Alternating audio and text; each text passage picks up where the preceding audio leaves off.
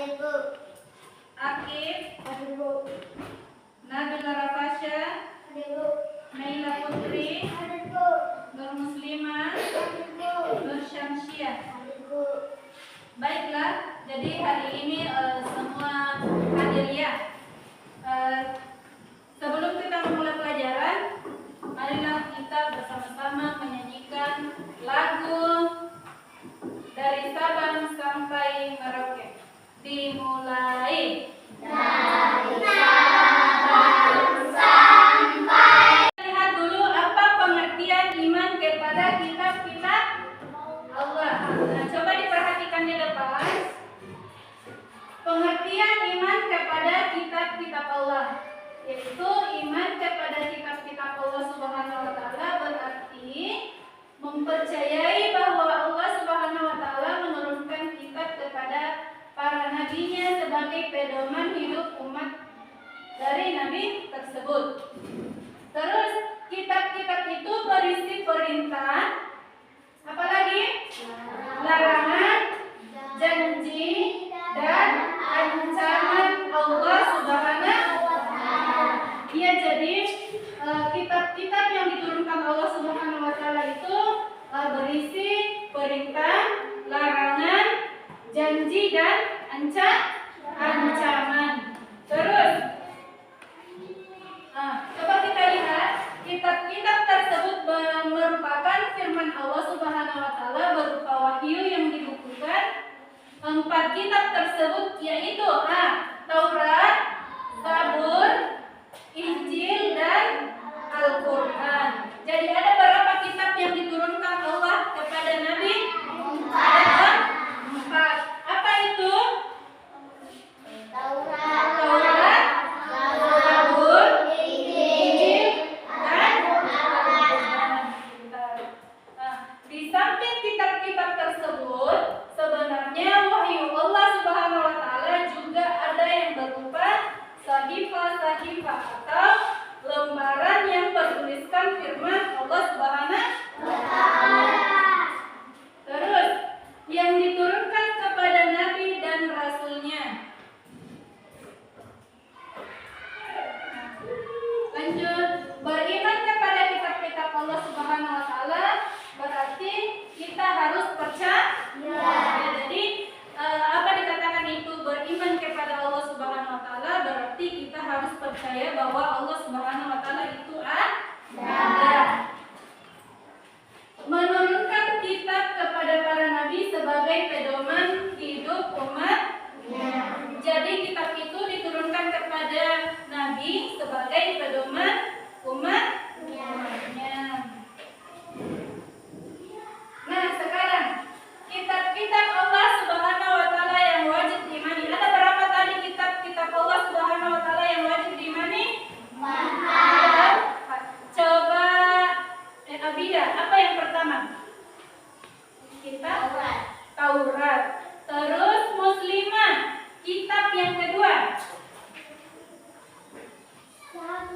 Zabur. Terus Khalifah, kitab yang ketiga? Injil. Dan kitab yang terakhir itu adalah Al-Quran. Oke, kita lihat. Yang pertama itu adalah Taurat. Taurat adalah kitab Allah Subhanahu wa taala yang diturunkan kepada Nabi Musa. Dia diturunkan kepada Nabi Musa sebagai pedoman hidup Nabi Musa alaihissalam beserta umatnya. Jadi kitab Taurat itu diturunkan Allah kepada Nabi Musa. Diturunkan kepada Nabi Musa sebagai pedoman hidup umatnya. Oke. Kitab Taurat berisi hukum-hukum syariat dan akidah yang berlaku saat itu. Terus yang kedua, kitab apa yang kedua?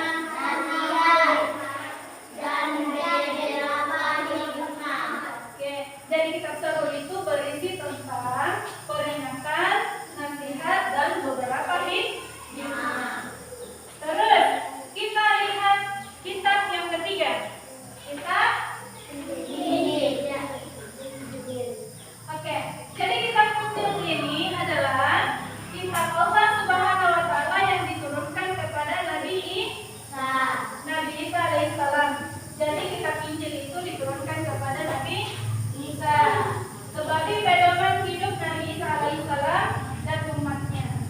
Kitab Injil berisi penjelasan apa?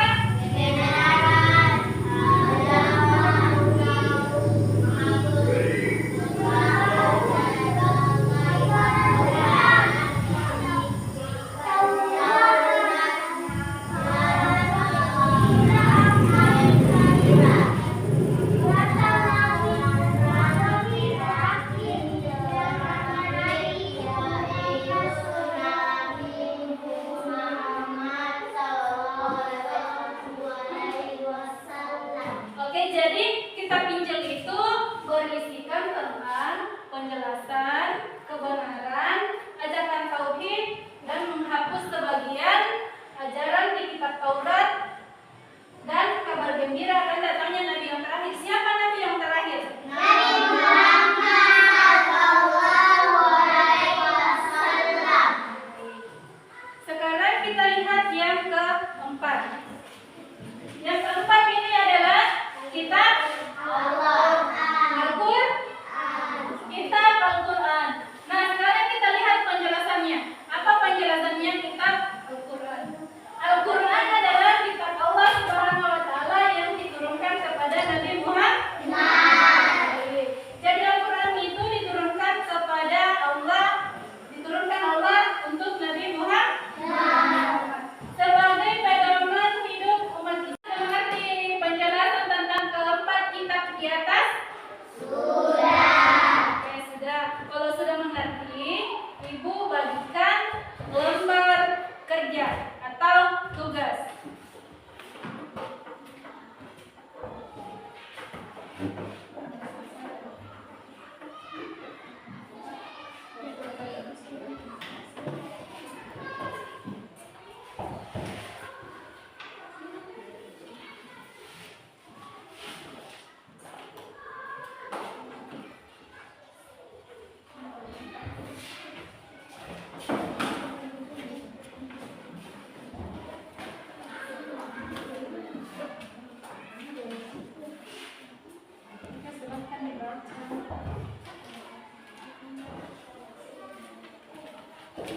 Oke, sekarang coba diperhatikan lembar kerja. Jangan lupa tulis nama. Nah, sekarang kelas 3. Kelasnya kelas 3.